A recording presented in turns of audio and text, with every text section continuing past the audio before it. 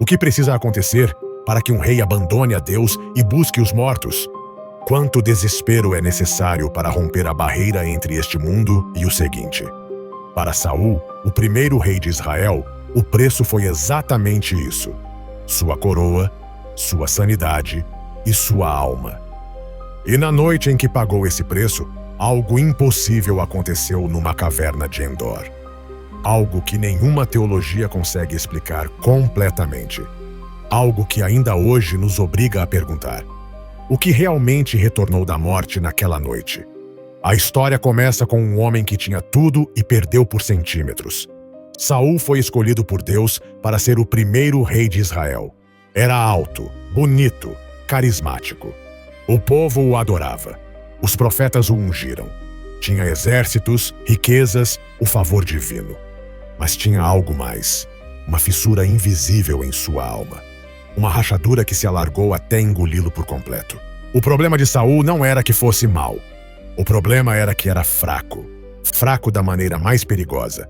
Fraco nos momentos decisivos. Houve um dia em que Deus lhe ordenou esperar Samuel antes de fazer um sacrifício. Saul esperou. Esperou até que seus soldados começassem a desertar. Esperou até que o inimigo estivesse às suas portas. E então, pouco antes de Samuel chegar, Saul quebrou.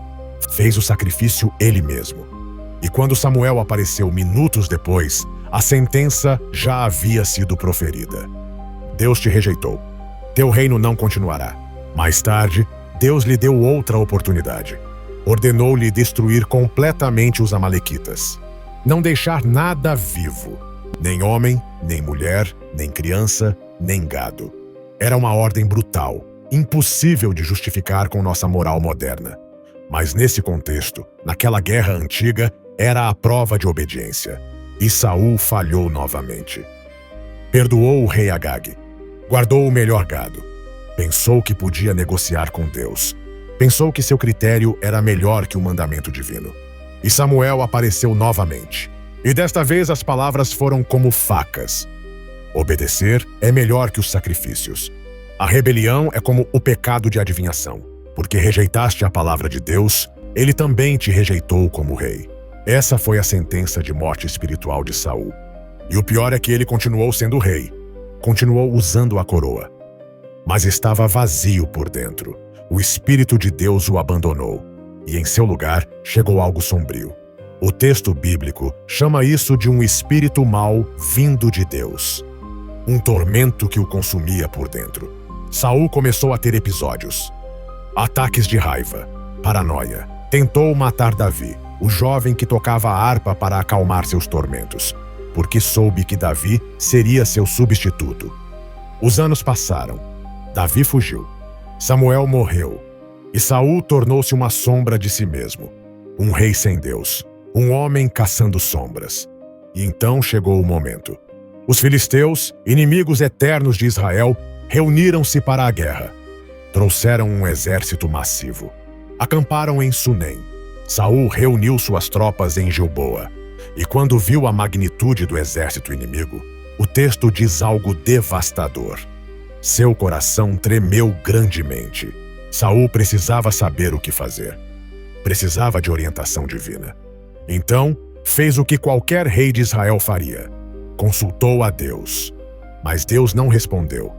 Nem por sonhos, nem pelo Urim, nem por profetas. O silêncio foi absoluto. E esse silêncio foi mais aterrador do que qualquer resposta negativa. Porque significava abandono. Significava que Saul estava completamente sozinho. E foi nesse vazio, nesse desespero, que destrói qualquer princípio, que Saul tomou a decisão mais sombria de sua vida. Decidiu consultar os mortos. Isso era uma abominação em Israel. A lei de Moisés era clara.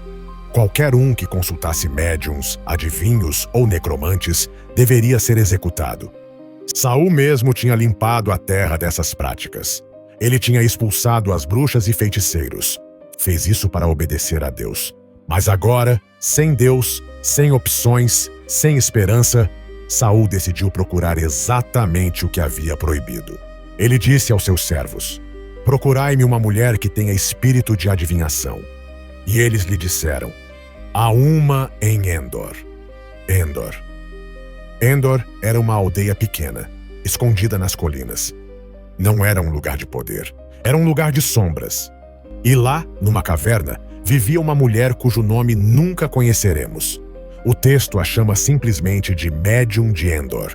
Uma mulher que havia sobrevivido à purga de Saul. Uma mulher que ainda praticava a arte proibida de falar com os mortos. Saul se disfarçou. Tirou suas roupas reais, colocou roupas comuns. Pegou 2 homens de confiança e caminhou à noite pelo vale, com o exército filisteu acampado a quilômetros de distância. Era uma loucura tática. O rei de Israel, abandonando seu exército na véspera da batalha para visitar uma feiticeira. Mas Saul já não pensava como um rei. Pensava como um homem se afogando. Chegaram à casa da mulher na escuridão total. Bateram à porta. Ela abriu, desconfiada, e viu 3 estranhos. Saul falou com urgência. Rogo-lhe que me adivinhe pelo espírito da adivinhação e me faça subir quem eu lhe disser. A mulher recuou. Era uma armadilha. Tinha que ser. Você sabe o que Saul fez, disse ela. Ele eliminou da terra os evocadores e os adivinhos. Por que você coloca uma armadilha na minha vida para me fazer morrer? E então, Saul fez algo extraordinário. Jurou por Deus. Vive o Senhor, que nenhum mal te acontecerá por isso. Jurou pelo Deus que o tinha abandonado. Jurou pelo nome que já não lhe respondia. E a mulher, talvez por desespero próprio, talvez porque viu algo em seus olhos, aceitou. A quem te farei trazer? Perguntou ela. E Saul respondeu: faz-me trazer a Samuel. Samuel, o profeta morto, o homem que o ungiu rei, o homem que o condenou, o único que poderia lhe dizer o que fazer. Saul queria respostas do único homem que sempre lhe dizia a verdade. A mulher começou seu ritual. Não sabemos exatamente o que fez. O texto não detalha seus feitiços, suas invocações. Mas ela fez algo, e então aconteceu o impossível. Ela viu algo e gritou. O grito não foi teatral. Foi visceral. Foi o grito de alguém que acabou de ver algo que não deveria existir. E o que ela viu a fez perceber quem era realmente seu cliente. Gritou para Saul: por que você me enganou? Você é Saul. Mas Saul já não prestava atenção nela. Estava fixado no que tinha aparecido. Não tenha medo, disse ele. O que você viu? E ela, tremendo, descreveu o impossível. Vejo deuses que sobem da terra. Um ancião vem, coberto por um manto. E Saul soube que era Samuel. Se prostrou com o rosto em terra. E então, do outro lado da morte, uma voz falou: por que me inquietaste fazendo-me vir? A pergunta era uma acusação. Samuel não estava satisfeito. Não tinha vindo voluntariamente. Fora arrancado de seu descanso. E a primeira coisa que fez foi repreender Saul. Mas Saul, destruído, respondeu com honestidade nua: estou muito angustiado. Os filisteus lutam contra mim, e Deus se afastou de mim. E não me responde mais, nem por meio de profetas, nem por sonhos. Por isso te chamei, para que me declares o que devo fazer. Era a confissão de um homem completamente destruído. Deus me abandonou. Não tenho respostas, não tenho esperança. Tu és meu último recurso. E Samuel, mesmo da morte, não teve misericórdia. Por que me perguntas a mim, se o Senhor se apartou de ti e é teu inimigo? O Senhor fez como falou por meio de mim. Tirou o reino das tuas mãos e o deu ao teu companheiro Davi. Como tu não obedeceste à voz do Senhor, nem cumpriste o ardor de sua ira contra Amaleque, por isso o Senhor te fez isto hoje. E o Senhor entregará a Israel também contigo nas mãos dos filisteus. Amanhã, tu e teus filhos estarão comigo. Era uma sentença de morte, não uma previsão. Uma sentença: amanhã estarás morto. Teus filhos estarão mortos. Israel será derrotado. E não há nada que possas fazer. Saul caiu ao chão. O texto diz que ele caiu de comprimento. Sua força o abandonou. Não tinha comido o dia todo. Tinha caminhado quilômetros na escuridão. E agora isto, a confirmação final de que tudo estava perdido. A médium veio até ele. Viu o rei de Israel, o homem mais poderoso da nação, deitado no chão de sua caverna como um cadáver. e sentiu compaixão. Ofereceu-lhe comida. Saul recusou. Não quero comer. Mas ela insistiu. Seus servos insistiram. E finalmente, Saul levantou-se, sentou-se, comeu. A mulher sacrificou um bezerro. Fez pão, serviu-os. E Saul comeu sua última ceia na casa de uma feiticeira. Depois levantou-se e foi embora. Caminhou de volta através da noite. Voltou ao seu exército. E no dia seguinte, como Samuel havia dito, os filisteus atacaram. A batalha foi uma carnificina. Os homens de Israel fugiram. Os filhos de Saul, Jonatas, Abinadab, Malquizua, morreram em combate. Saul foi gravemente ferido pelos arqueiros. E sabendo que seria capturado, pegou sua própria espada e deixou-se cair sobre ela. O primeiro rei de Israel morreu por suicídio no Monte Gilboa. Os filisteus encontraram seu corpo no dia seguinte. Cortaram-lhe a cabeça. Despojaram sua armadura. Clavaram seu corpo nas muralhas de Gate. E assim terminou o reinado de Saul. Não com honra, não com redenção, com humilhação. Mas a história de Endor não termina com a morte de Saul. Termina com uma pergunta que tem atormentado teólogos por 3.000 anos. O que foi que apareceu naquela caverna? Existem 3 possibilidades. A primeira, foi realmente Samuel. O profeta morto foi ressuscitado brevemente pelo poder de Deus para entregar uma mensagem final a Saul. Essa interpretação baseia-se no fato de que o texto nunca sugere que fosse uma ilusão. A médium ficou surpresa. Ela não esperava que algo real aparecesse. E Samuel falou com a mesma autoridade de sempre. Conhecia o futuro. Sabia o que Deus tinha decretado. Se foi um demônio disfarçado, por que Deus permitiria que a profecia fosse verdadeira? A segunda possibilidade foi um demônio. Um espírito maligno que se fez passar por Samuel. Essa interpretação sustenta que Deus nunca violaria sua própria lei, permitindo que a necromancia funcione. Os mortos não retornam. Os médiuns apenas contactam demônios. E esse demônio simplesmente repetiu o que Samuel já tinha dito em vida. Não revelou nada novo. Apenas confirmou o julgamento que já tinha sido pronunciado. A terceira possibilidade é a mais inquietante. Foi uma ilusão criada pela mente desesperada de Saul. A médium não viu nada real. Saul não viu nada real. Tudo foi uma projeção psicológica. Saul já sabia que ia morrer. Já sabia que tinha perdido o favor de Deus. O único que precisava era que alguém lhe confirmasse isso. E sua mente, dilacerada pelo tormento, criou essa confirmação. Mas nenhuma dessas explicações é completamente satisfatória. Porque o texto é demasiado específico. Descreve os detalhes com muita clareza. A médium viu algo que a aterrorizou. Saul ouviu algo que o destruiu. E no dia seguinte, tudo o que Samuel disse se cumpriu com precisão exata. O que torna esse evento único em toda a Bíblia é que é o único caso registrado em que a necromancia aparentemente funciona.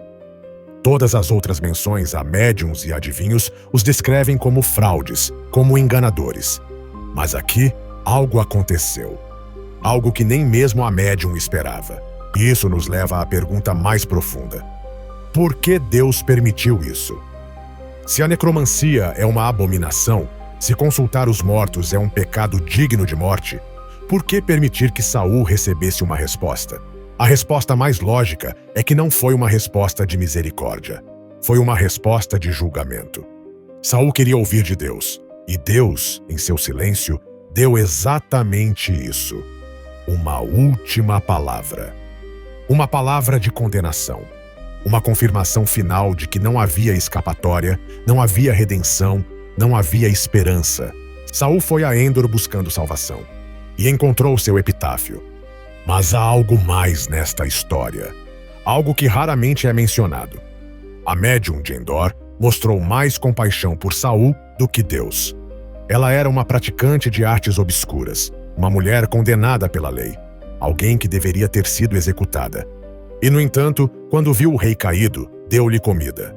Ofereceu consolo. Arriscou-se a alimentar o homem que tentara destruir todos os seus ofícios. Há uma ironia brutal nisso. O profeta de Deus entregou condenação. A feiticeira entregou pão. O representante do sagrado não teve misericórdia.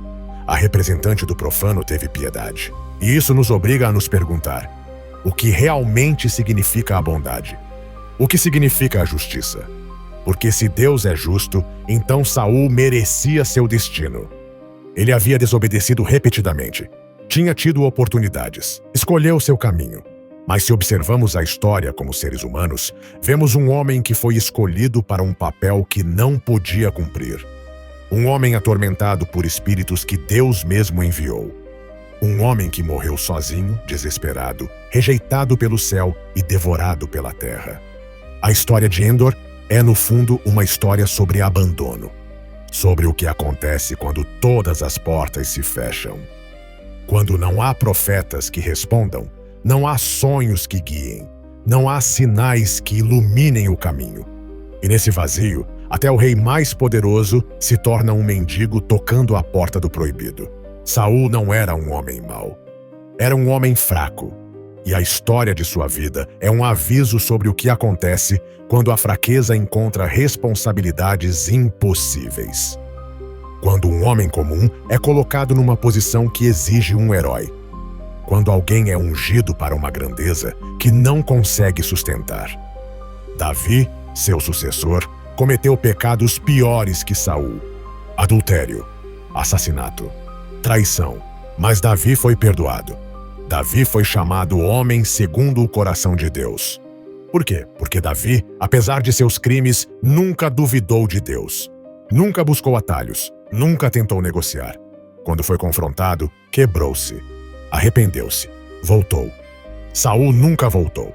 Não porque não quisesse, mas porque não sabia como. E essa é a tragédia mais profunda. Um homem que queria obedecer, mas não podia. Um homem que amava a Deus, mas não podia alcançá-lo. Um homem que morreu buscando uma palavra de esperança e encontrou apenas a confirmação de sua condenação. E naquela caverna de Endor, naquela noite escura, o último fio que o conectava ao divino foi rompido. Samuel tinha sido sua ponte. E quando Samuel retornou da morte, não veio resgatá-lo. Veio enterrá-lo. Mas talvez o mais aterrador de tudo não seja o que aconteceu a Saul. É o que isso nos revela sobre o universo. Porque se essa história é verdadeira, então a morte não é uma parede intransponível. Existem formas de tocá-la. Existem formas de chamá-la através do véu. E às vezes, algo responde. A questão é, o que é que responde? É realmente um morto? Ou é algo mais antigo, algo que espera nas sombras, algo que usa nossas vozes amadas para nos atrair mais fundo na escuridão? Os mortos não falam, mas algo fala em seu nome. E esse algo conhece nossos medos, conhece nossos anseios. Conhece exatamente o que dizer para nos destruir. Saul aprendeu isso tarde demais e pagou o preço mais alto. Não apenas sua vida, mas sua eternidade. Porque o texto diz algo arrepiante. Amanhã você e seus filhos estarão comigo. Samuel não disse, estarás no céu. Não disse, descansarás. Disse, estarás comigo, no Seol, no reino dos mortos. No lugar onde as sombras dos antigos reis esperam sem esperança. E essa foi a última visão de Saul. Não a promessa de redenção, mas a certeza do esquecimento. Mas antes de encerrar esta história, antes de deixar Saul em sua tumba em Gate, devemos fazer uma última pergunta. Uma pergunta que volta o espelho para nós. O que você faria se todas as portas se fechassem? Se cada oração encontrasse silêncio? Se cada sinal que você procura nunca aparecesse? Se o céu se tornasse surdo à sua voz e o chão sob seus pés começasse a desmoronar? A que porta você tocaria? A que caverna você iria? Que linha você cruzaria se o desespero fosse profundo o suficiente? Porque todos tememos nossa Endor. Todos temos aquele lugar proibido ao qual juraremos nunca ir. Até que não tenhamos opção. Até que a dor seja maior que nossos princípios. Até que a necessidade de respostas supere o medo do que poderíamos encontrar. E quando estiver lá, na sua própria caverna escura, tocando na sua porta proibida, perguntando-se se algo responderá, lembre-se de Saul. lembre-se de que ele obteve sua resposta. E essa resposta o destruiu. Porque às vezes o silêncio é misericórdia. E às vezes a resposta que você procura é exatamente aquela que não consegue suportar ouvir. Você tem certeza de que realmente quer saber?